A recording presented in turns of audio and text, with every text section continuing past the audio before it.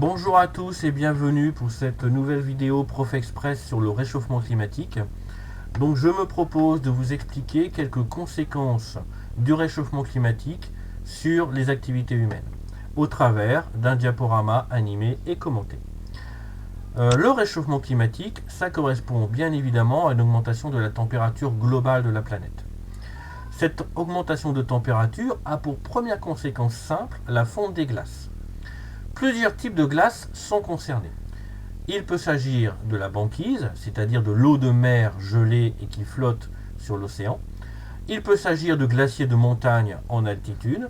Et enfin, il peut s'agir de calottes de glace, c'est-à-dire de glace qui reposent sur une masse continentale. On pense évidemment au continent antarctique et au Groenland. Ce sont ces dernières glaces qui vont être à l'origine, ou qui sont déjà, à l'origine d'une augmentation du niveau marin. Puisque quand la glace continentale fond, elle s'écoule vers les océans et on augmente le niveau. La banquise n'est pas concernée par ce phénomène et pour le comprendre, je vous renvoie à un article de Karine à ce sujet. L'augmentation du niveau marin n'est pas uniquement provoquée par la fonte des glaciers continentaux. Le principal facteur est en réalité l'augmentation de la température des eaux océaniques. C'est ce que l'on appelle la dilatation thermique. Cette dilatation thermique correspond à un phénomène assez simple à comprendre. Plus un corps est chaud et plus son volume augmente.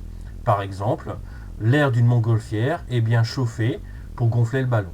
C'est exactement le même principe. Cette augmentation du niveau marin a de très nombreuses conséquences. L'une d'entre elles est la disparition de très nombreuses petites îles océaniques, très souvent paradisiaques, je vous renvoie à de nombreuses cartes postales que vous avez tous en tête, dont l'altitude est très faible. Ce sont des îles habitées, et les habitants témoignent chaque jour du gain de l'océan sur le continent. Ça veut dire que petit à petit, ils voient leur île rétrécir. Et bien évidemment, ils n'ont pas forcément les moyens de lutter contre cela. L'augmentation du niveau marin pose également un problème pour tout ce qui est installation et villes côtières, notamment de très nombreuses mégalopoles très peuplées. Je pense à Amsterdam, je pense à New York, je pense à Washington par exemple, qui sont installées en bordure océanique et qui sont évidemment menacées. Je ne l'ai pas indiqué, mais je fais aussi une petite parenthèse concernant quelques pays dont l'altitude est très basse, comme le Bangladesh, qui est un pays malheureusement très pauvre, qui n'a pas les moyens de lutter contre cette augmentation du niveau marin. Je pense aussi aux Pays-Bas, qui, comme leur nom l'indique, ont une altitude très basse, voire même négative. En effet, les Pays-Bas ont la particularité de pratiquer ce que l'on appelle la poldérisation, c'est-à-dire qu'ils ont fait gagner leurs terres cultivables sur l'océan, tout simplement en asséchant l'océan. Conséquence, ils ont 20% de leur territoire situé à moins d'1 mètre d'altitude, protégé par un système de digues bien évidemment, mais cette augmentation du niveau marin et certaines tempêtes de plus en plus fortes pourraient provoquer une submersion de ces territoires avec des conséquences dramatiques. En bilan final, tous ces éléments vont provoquer ou provoquent déjà des dégâts économiques extrêmement importants et voire des dégâts humains.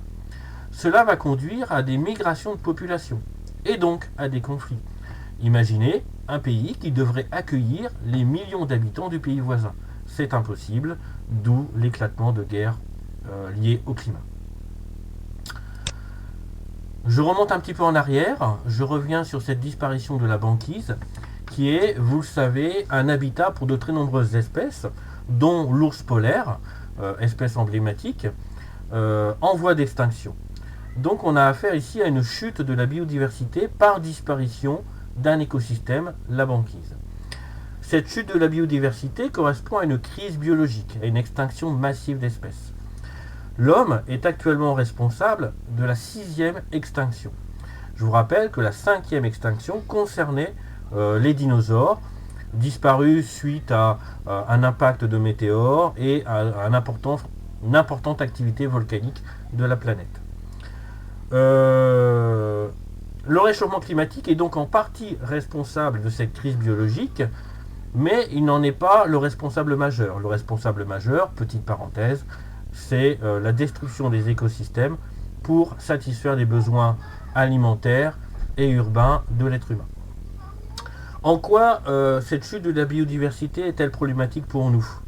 Bien, pour deux raisons. Dans cette biodiversité, il existe de très nombreuses espèces que l'homme pourrait utiliser au moins de deux points de vue, en agronomie et en pharmacologie. Donc, en agronomie, il s'agit de trouver des variétés ou des espèces cultivables au caractère intéressant et qui pourraient répondre aux problèmes de famine dans le monde.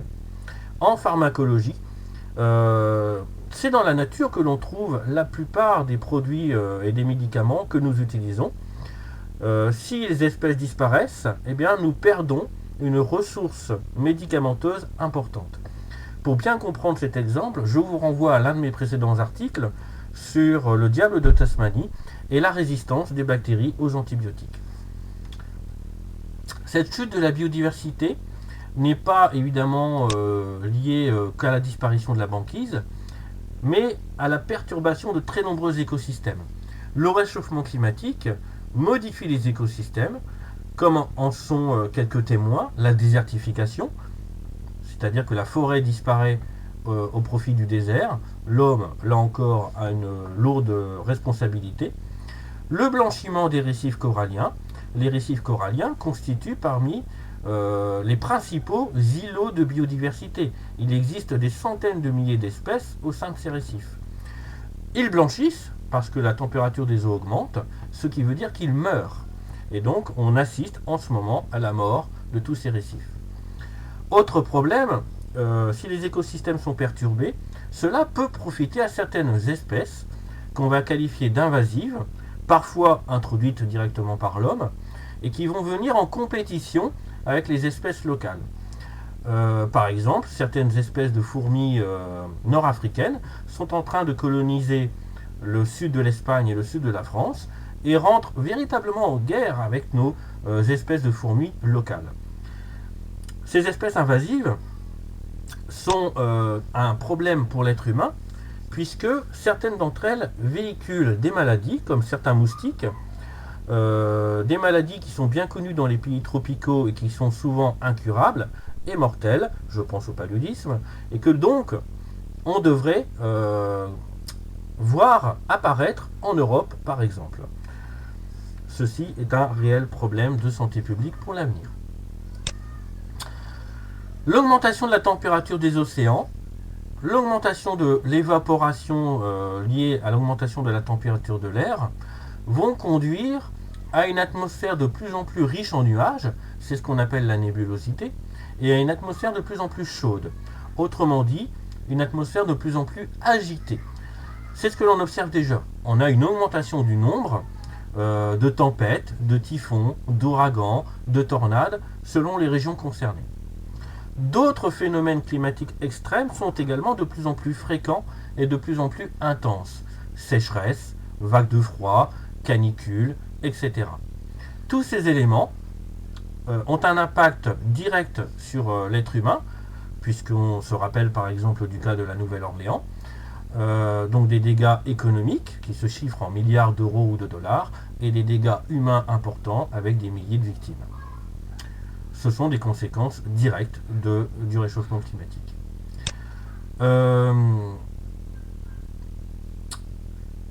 Cette fonte des glaces dont on parlait tout à l'heure, je reviens également dessus, peut entraîner un ralentissement ou un arrêt de la circulation thermohaline. Alors c'est une conséquence un peu paradoxale par rapport au réchauffement. Ce qu'on appelle circulation thermohaline, c'est une circulation océanique profonde qui prend naissance dans l'océan Arctique et qui est liée à la prise en glace de la banquise. L'eau de mer qui gèle est une eau salée. Cependant, la banquise est une eau douce, la glace est une eau douce. Donc le sel, lui, ne gèle pas et reste dans l'eau de mer qui ne gèle pas. Cette eau de mer devient donc sursalée. On passe de 30 grammes par litre à peu près 60-70 grammes par litre. Il s'agit donc d'une eau beaucoup plus lourde, qui va disparaître en profondeur, qui va plonger, et qui va être à l'origine de cette circulation océanique profonde. Cette plongée des eaux entraîne la déviation d'un courant chaud qui part de la Floride, en Amérique, aux États-Unis, et que l'on appelle le Gulf Stream. Ce Gulf Stream se retrouve donc dévié vers le nord et vient donc apporter de la chaleur à l'Europe. Si on a un arrêt de la prise en glace et de la formation de la banquise, on va donc avoir un arrêt de la plongée des eaux de la circulation thermohaline, et donc on va avoir un arrêt de la déviation de ce courant chaud. Cela conduira à un refroidissement, paradoxalement, de l'Europe. Il faut bien imaginer que l'Europe est aux mêmes latitudes que le Canada. Donc, imaginez-vous avec un climat identique à celui des Canadiens. Tous ces facteurs, l'augmentation des phénomènes climatiques extrêmes, la modification des écosystèmes, un refroidissement européen, va entraîner évidemment une perturbation des rendements agricoles et donc un risque très important à l'échelle globale de famine, et qui dit famine dit instabilité politique et dit migration de population et conflit de nouveau. Donc voilà, rapidement, j'ai essayé le plus clairement possible d'aborder différents thèmes et différents sujets pour vous montrer que ce réchauffement climatique ne devait pas être une vue de l'esprit, mais que c'est quelque chose de réellement concret qui est déjà en cours, que ce soit au niveau de l'augmentation du niveau marin, que ce soit au niveau de certaines tempêtes qui ont provoqué d'importants dégâts, que ce soit au niveau de certaines régions du monde instables politiquement, on peut penser à la Syrie, et qui va donc occasionner de très nombreux conflits et de très nombreuses conséquences négatives sur l'être humain. Donc il faut impérativement en prendre conscience, malgré la situation actuelle de certaines puissances, je pense aux États-Unis et à M. Trump, et donc je vous proposerai dans une prochaine vidéo de trouver les solutions à ce réchauffement climatique à une échelle, on va dire, nationale ou au moins européenne, mais aussi à l'échelle du particulier. À bientôt!